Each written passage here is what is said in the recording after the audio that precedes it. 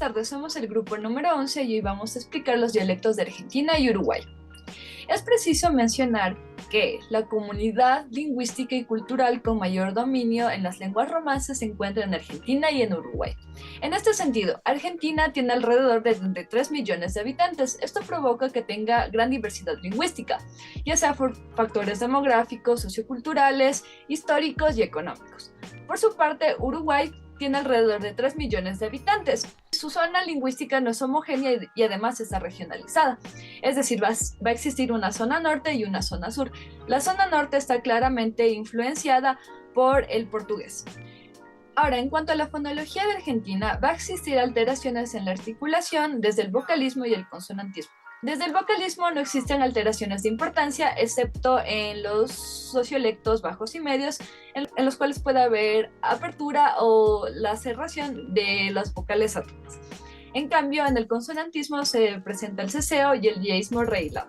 El ceseo puede ser comprendido como el mismo sonido para la C, la S y la Z. Esto no es lo mismo en España, ya que en España sí existe una clara diferenciación y es representado a través de este fonema, que es fricativo dental sordo, es decir, va a tener más o menos esta pronunciación. Entonces nosotros vamos a leer la siguiente frase como desestimación y civilización, pero en España, al sí existir una clara diferenciación, lo pronunciarían como desestimación y civilización. El ceseo también se ve representado con la aspiración o elisión de la S a la mitad de la palabra o al final de una sílaba. Por ejemplo, asco no se va a pronunciar como asco, sino se va a pronunciar como asco. También esta aspiración o elisión se presenta al final de las palabras. Por ejemplo, estos papeles. Se va a pronunciar como estos papeles. Finalmente tenemos el yeísmo arreglado. El yeísmo es la no diferenciación entre los fonemas de la eye y de la y. Se van a pronunciar de la misma manera, pero con el siguiente fonema que se pronuncia como sh. También es un sonido muy típico del inglés, como en palabras show o shower. Ahora, la principal diferencia entre la y y la sh es que la y es una fricativa palatal sonora. Es decir, que si nosotros colocamos nuestra mano en nuestras cuerdas vocales, vamos a sentir una ligera vibración. Por ejemplo, llovizna, llame. En cambio, con la sh va a ser un sonido más estridente, por lo cual es una fricativa palatal sorda. Es decir, que nosotros no vamos a sentir la vibración, como por ejemplo en palabras como llame, lluvia, llueve. El yeísmo arreglado tiene su origen en la teoría del contexto lingüístico, que se produjo gracias a las oleadas migratorias del siglo XIX y el siglo XX. Continuamos con la morfosintaxis, que se encarga de la estructura, la categorización y organización del lenguaje. Tenemos el voceo en Argentina y, para contextualizar, la Academia Argentina de Letras en 1982 fue la primera en Iberoamérica en aceptar el uso del voceo como norma culta. Su uso se permitió siempre y cuando se conserve dentro de los límites que impone el buen gusto, es decir, que no llegue al vulgarismo. Además, se dio únicamente en la región del Río de la Plata. El voceo más puro de Argentina proviene de Buenos Aires. En otras regiones se utiliza el voceo chileno, en las provincias de Mendoza, San Luis y San Juan. Esto se dio porque estas regiones dependían de Chile hasta 1776, cuando se creó el Virreinato de la Plata y se incorporaron a Buenos Aires. Entonces, el voceo es un fenómeno morfosintáctico muy destacado en el español de América. Consiste en reemplazar el pronombre tú por el pronombre vos.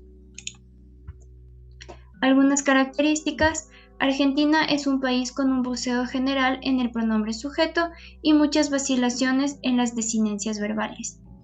La desinencia es una parte del verbo que se ve modificada por el tiempo verbal, el modo y la persona en que esté conjugado el verbo. Además, tenemos registros de las formas te, ti y contigo, que representan los niveles formales cultos. Esto quiere decir que es una mezcla entre las formas de voceo y otras formas de tuteo. Adicional es una forma de tratamiento. Son variantes pronominales que utilizan los hablantes para dirigirse a los interlocutores. Según la relación que tienen, puede ser de confianza, solidaridad o cercanía. Además, es importante considerar la situación comunicativa en la que se encuentra. Aquí tenemos algunos ejemplos de cómo puede funcionar el vos. Como sujeto, vos tenés hambre. Como vocativo, vos vení acá. Como término de preposición, compramos estos libros para vos.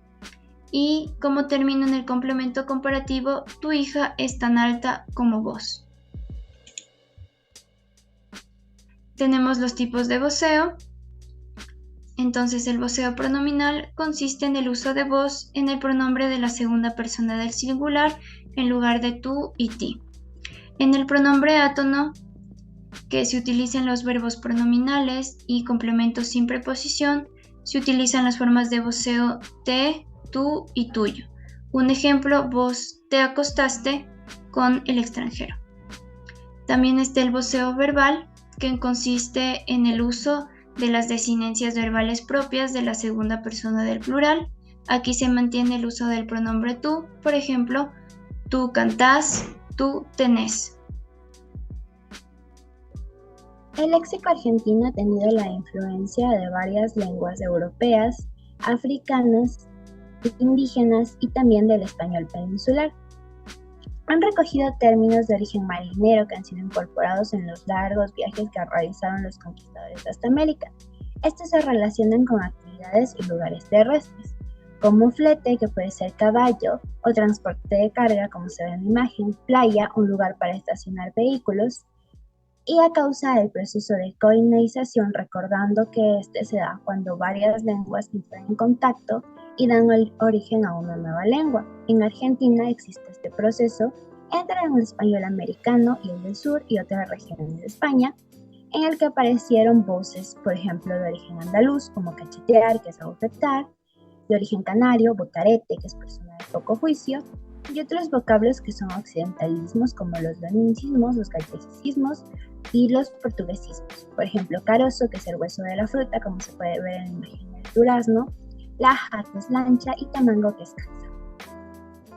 Ahora también tenemos la influencia de voces, por ejemplo, de procedencia africana, dadas en las Antillas y en la costa colombiana. Estas no son muy frecuentes, pero tenemos ciertos afronegrismos en las frutas banana, en las danzas o instrumentos musicales, conga y mambo, en sustantivos referentes a creencias y prácticas religiosas, macumba y vudú, y ahora en las lenguas indígenas que han sido incorporadas como patrimoniales al español en la Argentina, en el taíno, batata, que significa coche viejo, en lenguas caribes, butaca, que puede ser asiento, en el náhuatl, palabras como cacao, camote y chocolate, del quechua, chúcaro, que significa ganado, poroto, que nosotros conocemos como frijol, también papa, puma, tambo, del guaraní, anana, que es piña, y mandioca, que es yuca, y por último del araucano o mapuche, malón, que antes se refería al ataque de indios, pero ahora se le ha dado un significado más amplio y significa el desorden de muchas personas.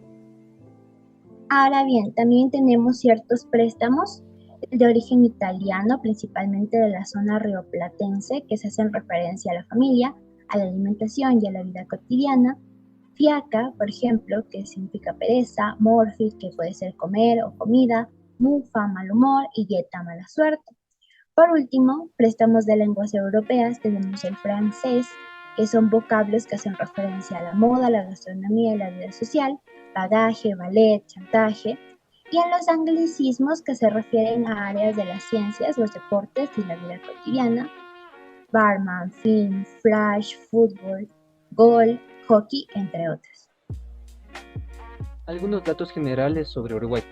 Uruguay es el segundo país sudamericano más pequeño y su nombre proviene del Río de los Pájaros. Así también, la capital de Uruguay es Montevideo. En Uruguay, la migración se produjo a finales del siglo XIX y principios del siglo XX, en el que llegan italianos y personas de distintas zonas de España. Cabe mencionar que Uruguay no es una zona homogénea, por lo que se produce una fuerte división. Así pues, al sur se encuentra poblado por hispánicos con predominio de canarios. Por otro lado, al norte se encuentra poblado por lusitanos llegados desde Brasil.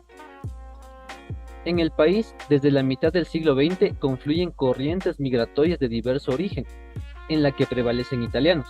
En cuanto a los vocalismos, ocurre la apertura de las vocales medias E, O, y la analización y centralización de la A. Para los consonantismos ocurren realizaciones oclusivas de la B y la D, en posiciones en que el español prefiere la solución fricativa entre vocales. Sobre el ceseo en Uruguay se generaliza durante el siglo XVIII y se consolida en el XIX, y es característica universal en el siglo XX. Así también para el yeísmo no se registra en el siglo XVIII, es incipiente en el XIX y se generaliza en el siglo XX. En este mismo sufre una serie de cambios que incluyen su rehilamiento y posterior ensordecimiento. Así como en Argentina, el voceo también se hace presente en Uruguay.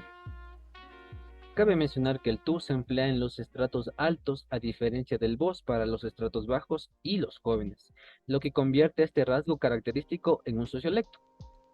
No existe el tuteo exclusivo, sino se alterna con el uso del tú más un verbo voceante, es decir, tú cantás, tú comes, entre otros.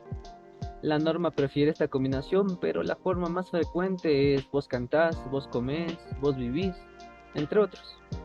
En cuanto al tratamiento pronominal, dos son los fenómenos que se distinguen en el español de Uruguay. El primero, que es la ausencia del uso de vosotros en la lengua cotidiana, que este es un rasgo común en todas las variedades del español en América.